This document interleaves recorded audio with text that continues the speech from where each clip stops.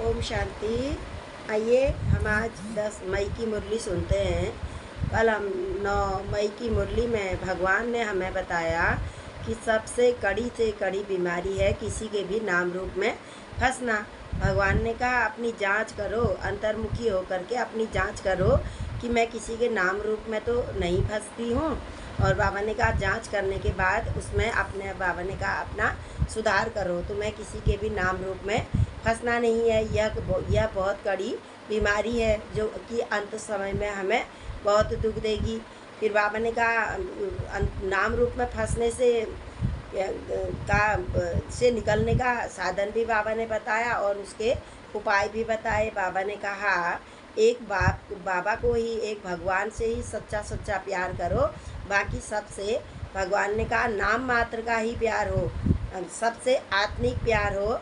ये नहीं कि किसी की देह में, किसी की विशेषता, किसी के गुण में बाबा ने कहा तुम्हें नहीं फंसना है। यदि किसी में कोई विशेषता और गुण है तो उसे स्वयं में धारण कर लो, और उसे देने वाला भी हमारे ही परमपिता परमात्मा है। उनके पास वह गुण कहाँ से आए, उन्हें भगवान ने दिया।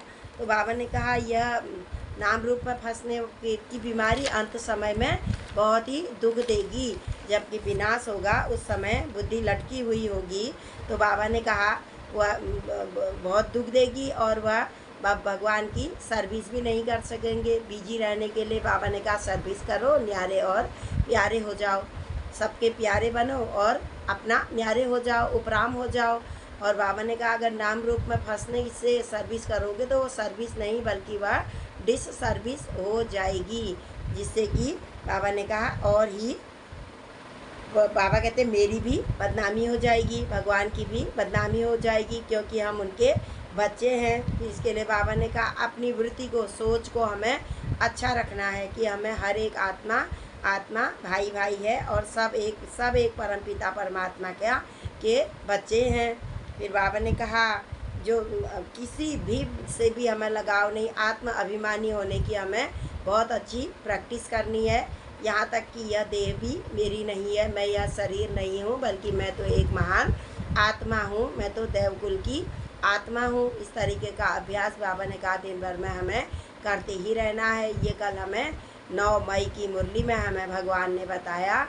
परमात्मा हमें रोज़ बहुत अच्छे महावाक्य हमें सुनाते हैं, जिसको हमें अपने जीवन में धारण करने हैं। तो आज हम 10 मई की मुरली सुनते हैं।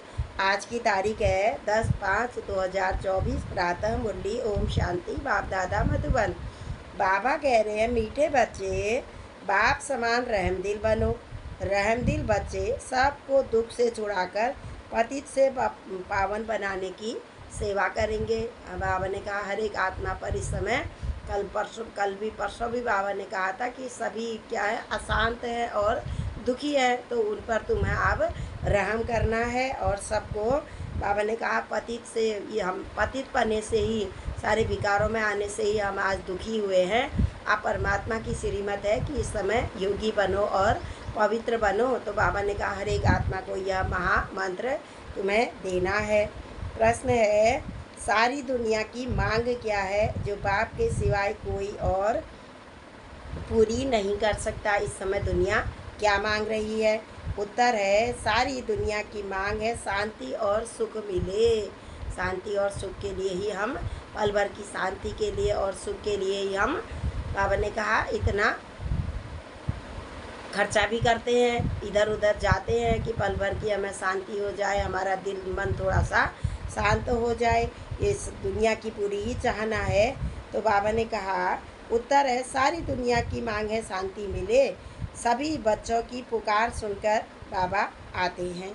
बाबा बेहद के हैं, सब विश्व की आत्माओं के वह पिता हैं, इसलिए उसे करना है कि मेरे बच्चे कैसे दुखी से सुखी बने। इस तरीके से लौकिक में भी माता पिता को चिंता रहती है कि मेरा बच्चा किस तरीके से अपने पैरों पर खड़ा हो जाए और सुखी हो जाए। तो ऐसे ही भगवान को भी हमेशा यही रहती है इस समय, इस संगम युग पर, कि मेरा हर एक बच्चा जो मुझे कई जन्मों से सुख और शांति के लिए पुकार रहा है, वह कैसे दुख से छूट जाए और सुखी बन जाए। बाबा कहते हैं बच्चे पुरानी दुनिया भी मेरी है, मेरे ही सब बच्चे हैं।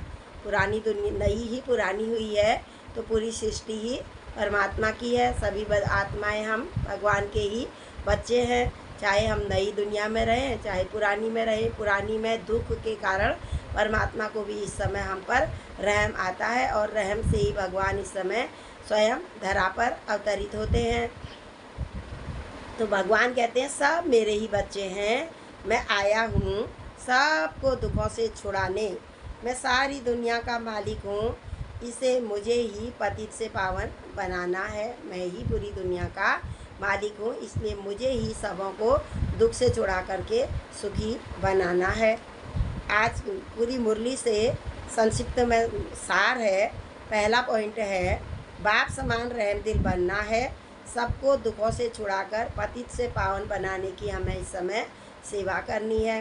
पावन बनने के लिए एक बाप से बहुत बहुत लव रखना है, भगवान से हमें बहुत ही प्यार रखना है। बाकी से बाबा ने कहा नाम मात्र का प्यार करो। दूसरा है बाप कहते हैं जिन रोया तिन खोया। भगवान ने हमें रोने के लिए भी मना कर दिया है, क्योंकि अब मैं धरती पर आ चुका हूँ, तुम्हारे सारे दुखों का बोझ मुझको दे दो। तो भगवान ने कहा जिन रोया तिन खोया, इसलिए किसी भी परिस्थिति में तुम्हें अब रोना नहीं है। आज का मधुर वरदान है स्व के राज्य द्वारा मैं आत्मा हूँ, ये सारी कर्मेंद्रियाँ मेरी कर्मचारी है। स्व के राज्य द्वारा अपने साथियों को स्नेही सहयोगी बनाने वाले मास्टर दाता भव।